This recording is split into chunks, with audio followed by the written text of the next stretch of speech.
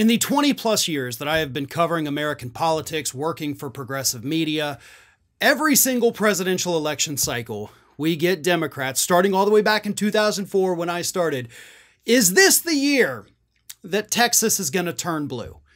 We heard it in 04, 08, 12, 16, 20, and now, of course, we are hearing it once again in the year 2024. Except things might actually be a little bit different this time. I know in recent segments, honestly, I have kind of poo-pooed the idea that this is going to be the year Texas turns blue. I have said it could certainly happen in the future, but it's not going to happen this year. And I'm at the point now where I'm going to stop making predictions like that because based on the latest survey from the University of Houston, it could happen this year.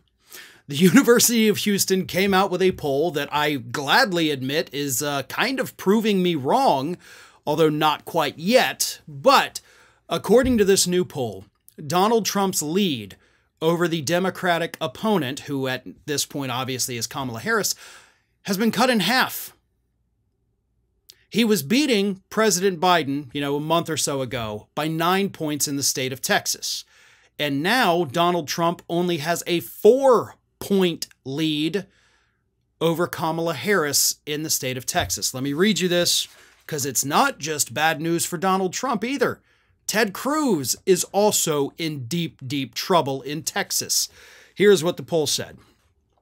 The survey, conducted by the University of Houston, found Trump leading Vice President Kamala Harris 49.5% to 44.6%. So I'm sorry, it's actually, 4.9%.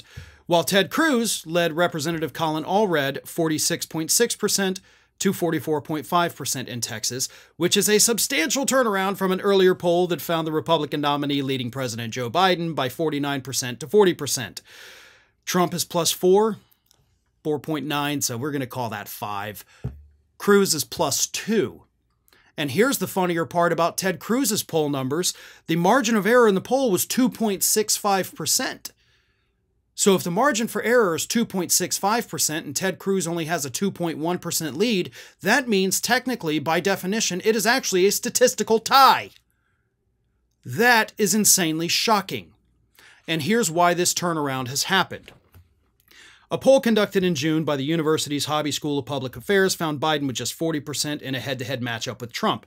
But the new survey found Harris gained 8% over the president among women, 13 points among voters who did not participate in 2020, 16 points among Generation Z voters, and 21 points with independents.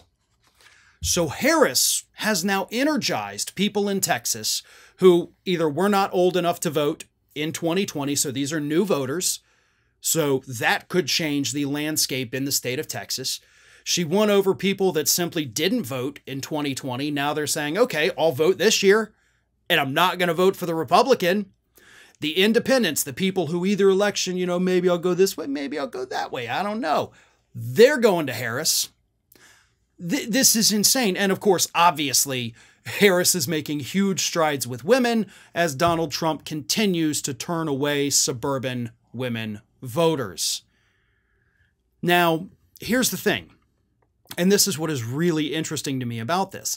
A poll came out last week that Republicans were freaking out about, and they are freaking the hell out about this one too, trust me, describing it as a 5-alarm fire. But last week a poll came out showing that Republicans could also be in trouble in Florida in both the Senate race and the presidential race. Now, Trump still holds like a 6 or 7 point lead over Harris in the state of Florida, but Rick Scott only holds a 5-point lead over his Democratic opponent.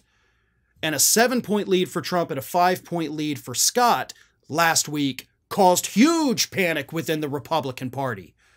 So a 4.9% lead for Trump and a 2.1% lead for Cruz in Texas, that's got to be even more anxiety-inducing for these Republicans. If they were freaking out about Florida, then they damn sure are freaking out about Texas right now, because those are some of the worst numbers we have seen out of the Lone Star State in the 20 years that I have been covering American politics. I haven't seen this before. Now, here comes the big question. Do those states flip? I think Florida at this point, those gaps are still big enough to where Florida's probably going to stay red. I'm not going to say for sure it will, but I think as it is right now, it likely will, just due to the fact that the number of Republicans being registered still far outpaces the Democrats. But in Texas, we are really starting to see that shift that these Democratic strategists and operatives have been telling us could happen any day now for 20 years is happening. Whether it's going to be blue in this election or not, we will find out in November, obviously. But this goes beyond what could happen in November's election.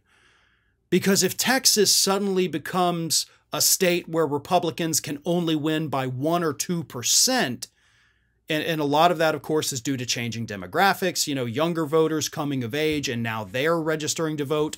So basically people who aren't voting in previous years because they couldn't or they weren't there, now becoming energized and involved, Texas will flip. I do firmly believe that at some point within the next 4 to 8 years, we will see a presidential election where Texas goes blue. Maybe it happens this year. Maybe it's a 2024 thing. Maybe it's just 2.5 short months away. Or maybe it's 4 years and 2.5 months away. But I think the bigger picture here is that whatever the Democrats are doing in Texas, which we know they have done a lot of voter outreach, we know there's been door knocking, but most importantly, there's been get out the vote efforts. There's been efforts to register new people. And that's what it really comes down to. The Democrats have invested decades into Texas to get it to this point. And to be fair, it's still a point where Republicans are winning. I don't want to give anybody false hope. But this is how these things build.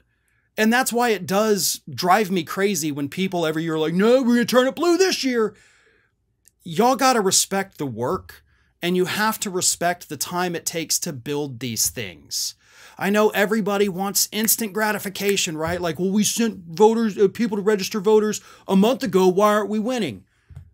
Because as we're seeing in Texas, this is a movement, a drive, an infrastructure that does take decades to build. And eventually you do get the payoff. And I do believe it's going to happen with Texas. If not this year, then in 2028 or 2032, one of these elections, 24, 28, or 32, Texas will be blue. I do believe that genuinely based on what we are seeing right now. Same thing with Florida, but that one may take a little bit more time because it's been trending red for years. You got to reverse the trend and take it back. And it takes some time to do it. But it feels like at this point, the Democrats do know what they're doing. They do know how to do it. It just may not be as quick as a lot of people think. But this new poll, granted it's one poll, is certainly a breath of fresh air and could signal a massive shift in the future of electoral politics here in this country. Well, folks, we have crossed that 1 million subscriber milestone, but rest assured, we are just getting started here at Ring of Fire. So if you're not already, please do subscribe to the channel and make sure to like, share, and comment on the videos.